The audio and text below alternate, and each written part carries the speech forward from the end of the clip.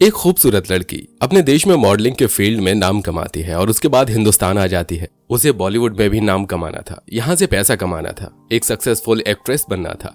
वो हिंदुस्तान आई और उसके बाद उसने यहाँ के तौर तरीकों को समझना शुरू किया।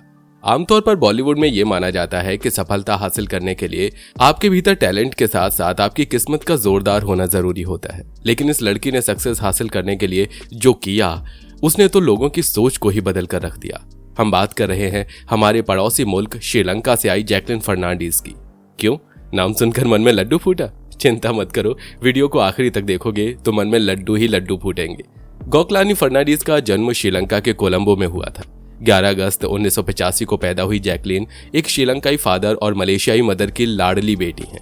आपको बता दें कि जैकलिन के परदादा कभी गोवा में रहा करते थे, यानी बाय डेस्टिनी जैकलिन इंडिया को बिलोंग करती हैं। हालांकि फिलहाल वो श्रीलंका की सिटीजन हैं, लेकिन जैकलिन के फादर सिंगर थे और उनकी मां एक एयर होस्टेस थी। शादी से पहले जैकलिन के फादर एक मुस्लिम कंट्री बहरीन में रहा करते थे। वहीं उन्होंने शादी भी की और बच्चे भी पैदा किए। जैकलिन 4 भाई बहन हैं। सभी भाई बहनों में जैकलिन सबसे छोटी हैं और उनकी स्टार्टिंग स्कूल एजुकेशन भी बहरीन में हुई है। आगे की पढ़ाई के लिए जैकलिन ऑस्ट्रेलिया गई और वहां से उन्होंने ग्रेजुएशन किया। ग्रेजुएशन कंप्लीट करने के बाद जैकलिन वापस श्रीलंका आई और वहां रहकर भी वो मॉडलिंग करने लगी। इसके अलावा उन्होंने टीवी में भी काम किया। इसी दौरान जैकलिन ने फ्रेंच, अरबी जैसी कई भाषाएं सीखी। जैकलिन ने जॉन स्कूल ऑफ एक्टिंग में ट्रेनिंग भी ली, क्योंकि जब वो 19 साल की थी तब वो हॉलीवुड में एक्ट्रेस बनने के सपने देखा करती थी। टीवी शो में काम करने के दौरान ही जैकलिन के पास मॉडलिंग के भी ऑफर आने लगे। साल 2006 में जैकलिन ने श्रीलंका की तरफ से मिस यूनिवर्स कॉन्टेस्ट में पार्टिसिपेट किया और इस कॉन्टेस्ट को जीत भी लिया। इस कॉन्टेस्ट में जैकलिन को पॉपुलर कर दिया। जैकलिन जब मॉडलिंग कर रही थी उस दौरान उनका अफेयर बहरीन के प्रिंस हसन बिन राशिद अली खलीफा के साथ हो गया था। जैकलिन ने एक म्यूजिक एल्बम में भी काम किया है।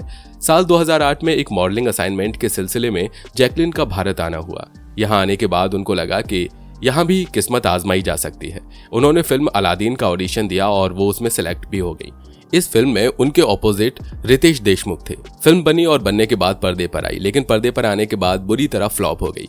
इस फिल्म में जैकलिन की एक्टिंग और अपीयरेंस को काफी नेगेटिव रेटिंग मिली। जैकलिन को लगा कि यहाँ तो उनकी गाड़ी नहीं चलने वाली। तब उन्होंने अपने को स्टार रितेश देशमुख को लटके झटके दिखाना शुरू किया और रितेश देशमुख जैकलिन फर्नांडीज की खूबसूरती पर लोटन कबूतर हो गए। दोनों के बीच प्रोफेशनल रिलेशन काफी गहरे होते चले गए। आगे चलकर ये रिलेशन इतने गहरे हुए कि रितेश देशमुख फर्नांडीज के लिए अप्रोच लगाने लगे और उसे दूसरी फिल्म दिला दी। इस फिल्म का नाम था जाने कहां से आई है। इस फिल्म में जैकलिन ने एक ऐसी लड़की का किरदार प्ले किया जो वीनस प्लैनेट पर रहती थी और वहां से अपने प्यार की तलाश में धरती पर आ गई। आपको बता दें कि जैकलिन और रितेश की ये फिल्म सुपर फ्लॉप रही। इतना ही नहीं, जैकलिन की एक्टिंग की भी पोल खुल गई। जैकलिन को इस फिल्म में खराब एक्टिंग के लिए क्रिटिसाइज भी किया गया। आने वाली 4 से 5 सालों तक जैकलिन को कोई काम नहीं मिला। जब उसे लगा कि बॉलीवुड में उसकी दाल नहीं गलने वाली, तब उसने अपनी हुस्न की आंच को तेज कर दिया और शिकार की तलाश करने लगी। जैकलिन ने बॉलीवुड में साजिद खान से संपर्क किया। साजिद की बहन फराह खान बॉलीवुड की जानी मानी कोरियोग्राफर है और साजिद खान एक फिल्म में काम कर रहे थे। जैकलिन के करीब आने के बाद साजिद खान के दिल में भी गुदगुदी होने लगी और जैकलिन ने इस गुदगुदी को काफी अच्छे से मिटाया। इसी दौरान साजिद खान हाउसफुल बना रहे थे। इसमें उन्होंने जैकलिन को एक आइटम सॉन्ग करने के लिए कह दिया। ये गाना काफी पॉपुलर हुआ। इस गाने की पॉपुलैरिटी का नशा जैकलिन के सिर पर कुछ ऐसा चढ़ा कि उसने रितेश देशमुख को BPL दे दिया और साजिद खान के साथ आ गई। अब तक साजिद खान भी जैकलिन फर्नांडीज की खूबसूरती का दीवाना हो गया था। वो उसे अपनी हर फिल्म में कास्ट करने का प्रोग्राम फिक्स करने लगा।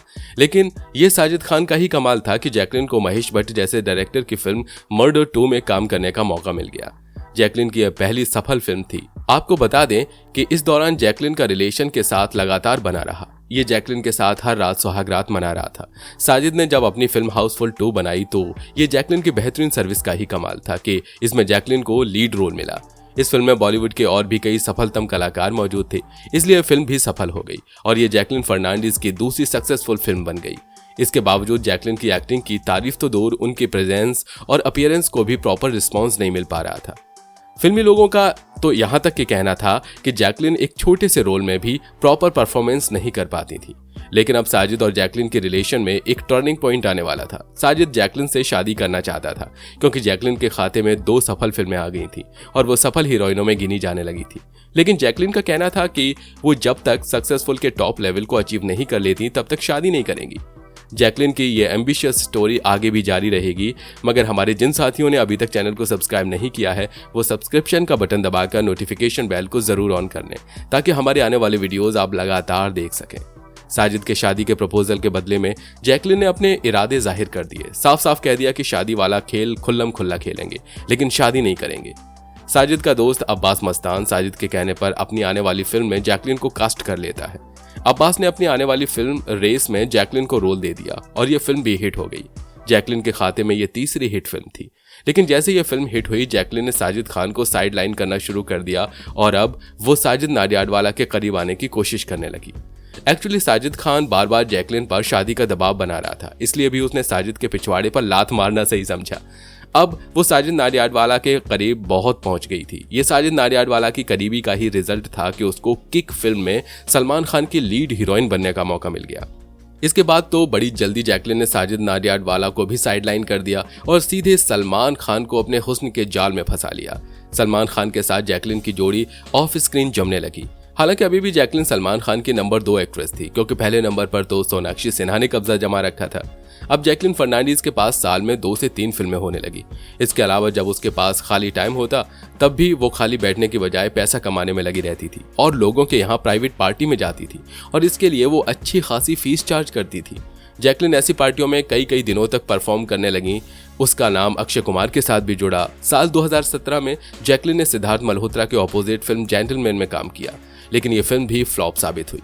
हालांकि आगे चलकर इसका नाम किसी और के साथ नहीं जुड़ा, क्योंकि सलमान खान के साथ इसका नाम अभी तक अलग ही नहीं हुआ। वो एनजीओ के लिए चैरिटी भी करती है।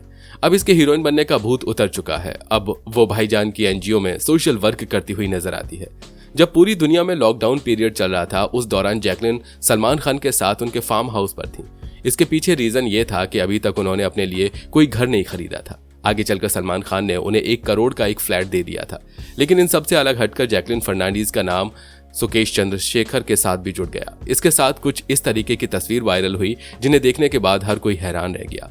दरअसल सुकेश चंद्रशेखर ने भी जैकलिन को काफी महंगे गिफ्ट दिए थे।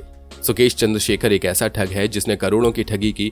अब बड़ा सवाल यह है कि उसने जैकलिन फर्नांडीज को इतने महंगे गिफ्ट क्यों दिए?